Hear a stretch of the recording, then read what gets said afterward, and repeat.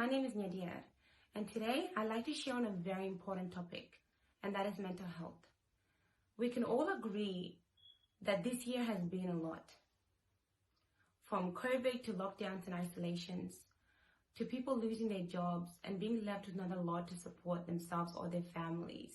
From families being separated, some overseas, some interstate, and not really knowing when you'll be able to unite with them again. From the lives that we've unfortunately lost this year, and unfortunately sometimes not being able to physically attend the loved one's funeral to say our final goodbyes. From social and racial injustice and discrimination, and not even to mention what people may be dealing with privately on a daily basis. All of this can become overwhelming. And with all that's happening around the world, it's safe to say that a lot of us may know someone that may be dealing with emotional and mental challenges. From our friends to our families, our colleagues, our neighbors, or that someone may just be you. Most of the time we say that, no, I don't know anyone that may be dealing with any form of mental health or emotional challenges. But that's the problem about mental health. No one actually understands or knows what anyone may be going through. So what is mental health? And how do we work together and help prevent losing more lives of those we loved and those around us? I firstly wanted to clarify that mental health does not mean mental illness. Because most of the times when we think about mental health, we associate it to mental illness. But mental health, and when we talk about mental health, we're talking about our emotions, our thoughts and feelings, our ability to solve problems and overcome challenges, our social connections, and our understanding of the world around us. Through a course of a lifetime, not everyone will experience mental illness, but everyone will struggle or have a challenge with their mental well-being, also known as their mental health. And as the World Health Organization states, there is no health without mental health, which means that we all have health as much as we have we all have mental health as much as we have health. Therefore, mental health does not have race, age, or gender. We will experience mental health challenges as much as we will experience physical challenges on a daily basis. Unfortunately, mental health has been stigmatized within our societies and our communities, and it isn't a topic that we focus on or speak about as much as we need to.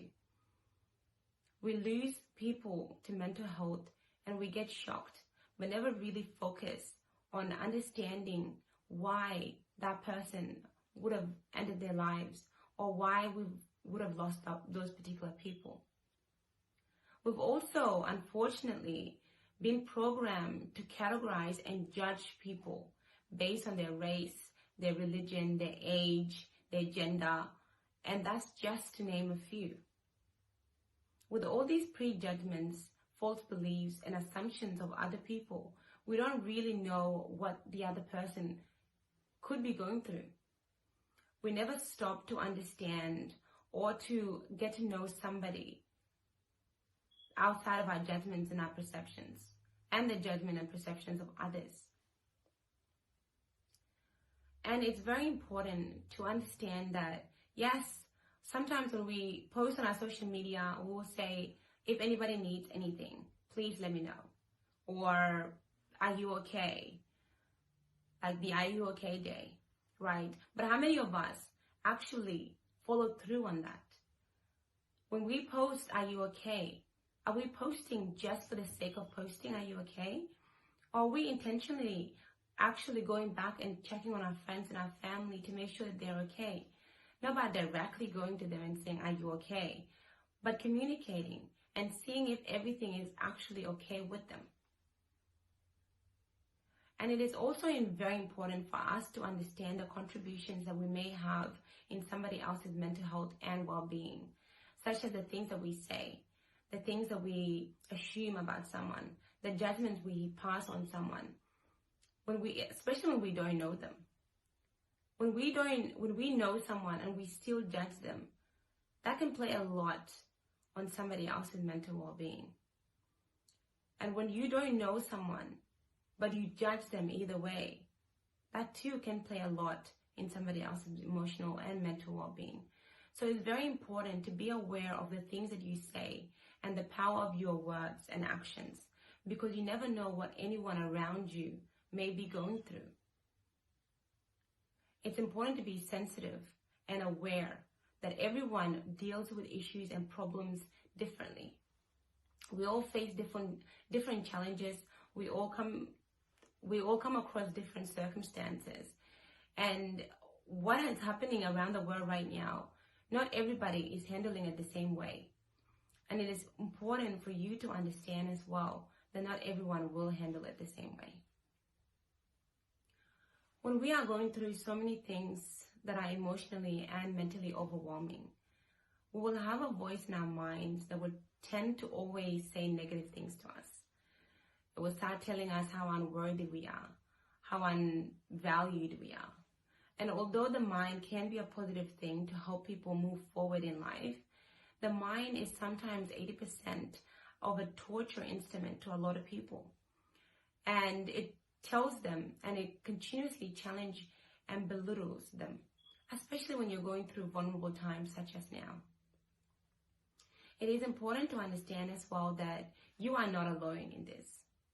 As I mentioned earlier, everyone does face mental health challenges. The way we face it, the way we handle it, the triggers of it are very different because no human being is the same. We all handle our emotions and our mental well-being differently.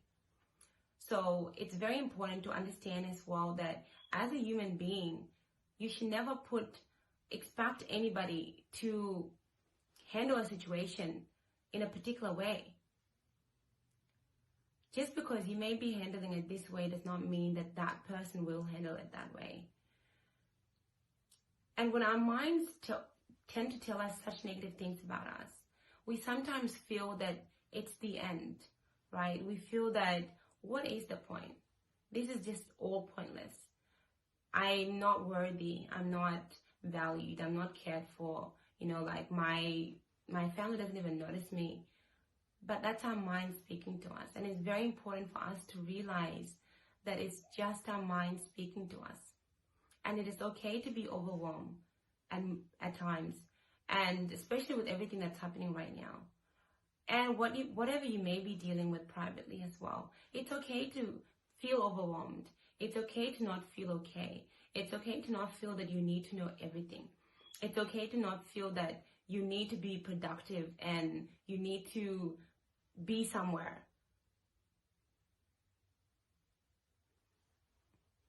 It's okay to just be still and understand and go through your emotions.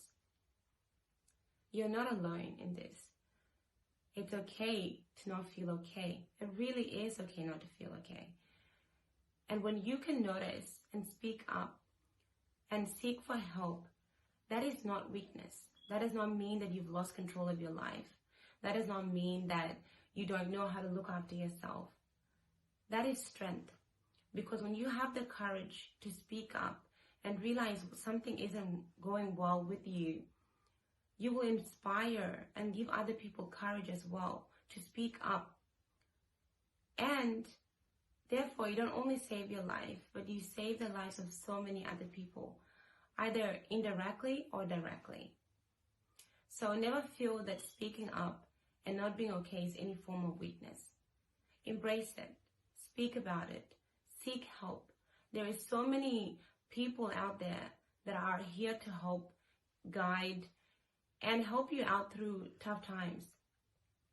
We all go through it. We all go through those days where we just don't feel like doing anything, where we just feel like everything is against us. So you're not alone. Never feel alone, even when your mind tends to remind you that you are. I want you to imagine this, right? I want you to think, if your families or if a member of your family or your friend came to you today and told you the mental health challenges that they've been going through, how they feel very emotionally overwhelmed with everything that's happening, how they've been feeling overwhelmed even before COVID, even before this year, how they feel challenged each and every day, how they feel judged each and every day, how they're racially profiled and judged, how they're cyberbullied, how they're physically bullied, how they're emotionally and mentally bullied, and how they just feel that everything is overwhelming and they no longer want to continue.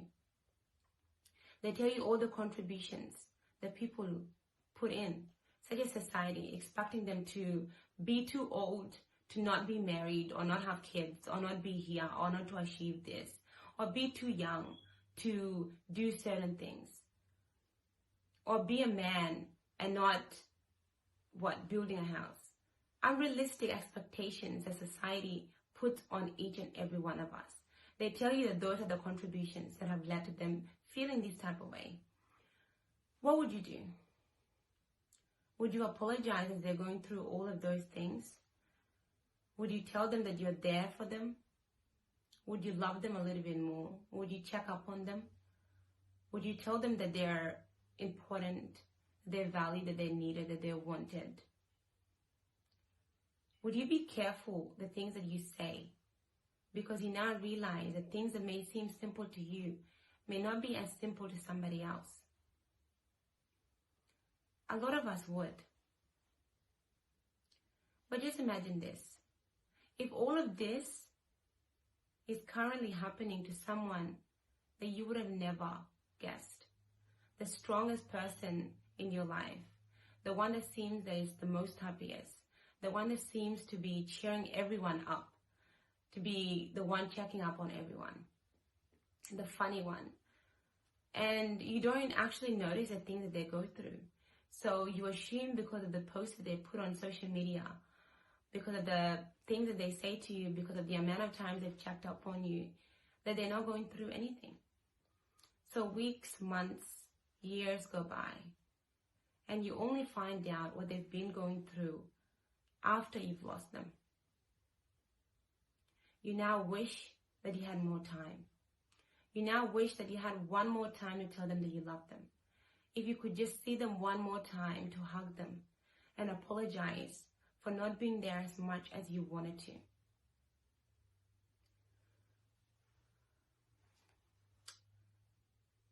What about if you still have time? Be still, be present, and look around you. You have your family, you've got your friends, you've got those that love and care for you. You've got those that you love and care for. We unfortunately sometimes wait until something bad happens for us to really show the love to our families, for us to appreciate our families, for us to wish the what ifs and not focus on now and do what we need to show those around us that we love them, that we care about them, that we value them, to show them and remind them of their importance. Be still and be present. It's okay to take time off for yourself. It's okay to want to do something by yourself. It's important for you to put your mental health and emotional well-being first. You've got to first look after yourself. You've got to first care for yourself without feeling guilty, without feeling that every 2 seconds that you have on your own is any sense of guilt. It's okay.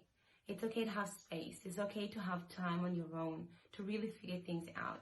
It's okay to seek help. It's okay to speak about how you feel. It's okay to be emotionally and mentally well. It is crucial and it is very important. I do hope whoever you are, wherever you are, and whatever you may be going through, you do have the strength and to remember how much you are loved, valued, appreciated,